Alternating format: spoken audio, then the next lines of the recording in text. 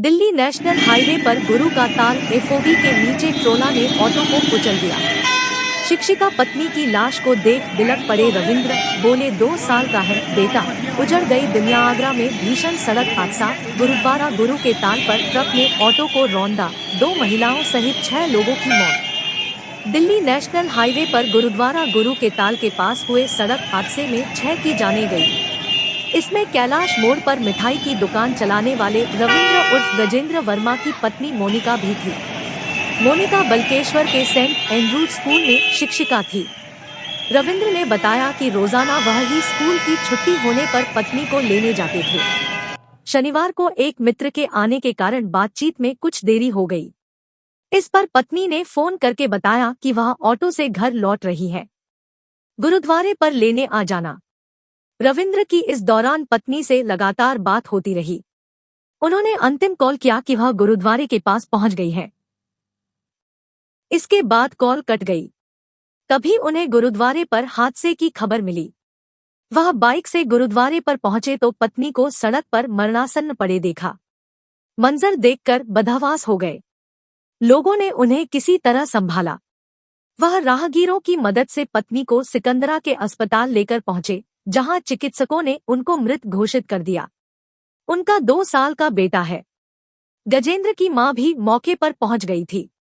गजेंद्र का कहना था कि अगर वह लेने जाते तो शायद पत्नी की जान बच जाती। उनका रो रो कर बुरा हाल था। रात में ही हुआ शवों का पोस्टमार्टम। हादसे में मृतकों के शव का पोस्टमार्टम पुलिस प्रशासन ने ही रात में ही करवाया। जिला अस्पताल के चिकित्सकों की ड्यूटी लगाई गई। पुलिस ने शाम 7 बजे शवों के पोस्टमार्टम गृह में पहुंचने के बाद ही परिजन को सूचित करके प्रक्रिया शुरू करवाई। हादसे में कई शव क्षत विक्षत हो गए थे। पोस्टमार्टम के बाद शवों को परिजन के सुपुर्द कर दिया गया। डीसीपी सिटी सूरज कुमार राय ने बताया कि हादसे के संबंध में अभी तक किसी ने तहरीर नहीं दी है। हादसे के बाद फरार ट्रक चालकों की तलाश की जा रही है। इस हादसे में ऑटो सवार 5 लोगों की मौत हो गई। एक महिला ऑटो से छिटककर सड़क पर जा गिरी, वहीं मासूम बच्चे का सिर कट गया। ये हादसा देख लोगों की रूह कांप गई। आगरा में नेशनल हाईवे पर गुरु का ताल एफओबी के नीचे ट्रोला ने ऑटो में इतनी जबरदस्त टक्कर मारी कि ऑटो सवार सवारियों की चीख तक नहीं निकल पाई। पीछे से ट्रोला की टक्कर और आगे ट्रक में घुसने के कारण ऑटो बुरी तरह से पिचक गया था। लोग उसमें फंसे हुए थे। प्रत्यक्षदर्शियों ने बताया कि सवारियों में से किसी की कराहट तक नहीं निकल रही थी। सभी दम तोड़ चुके थे। हादसे के प्रत्यक्षदर्शियों ने बताया कि ट्रोला से टकराने के बाद ऑटो आगे चल रहे ट्रक में बुरी तरह फंस गया। आगे वाले ट्रक ने भी उसके अगले ट्रक में टक्कर मारी। इस दौरान सिर्फ गाड़ियों के ब्रेक लगाए जाने की आवाज ही आई। एक महिला ऑटो से छिटककर सड़क पर जा गिरी तो बच्चे का सिर कट गया। हादसे का मंजर देखकर राहगीरों की चीखें निकल गईं। चौराहे पर ड्यूटी दे रहे पुलिसकर्मी बदहवास से ऑटो और के लिए दौड़े। फुटओवर ब्रिज के नीचे खेल वाले बोना ने बताया कि लाशों को देखकर राहगीर दहल गए।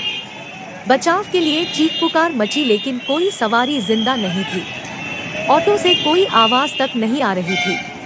हादसे के बाद हाईवे पर फंसे वाहन 2.5 घंटे तक जाम।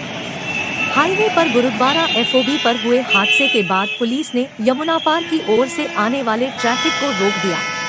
इससे फिरोजाबाद रोड पर मंडी समिति से लेकर गुरुद्वारे तक वाहनों की कई किलोमीटर लंबी कतार लग गई। उधर गुरुद्वारे पर भी 1 घंटे तक वाहन फंसे रहे।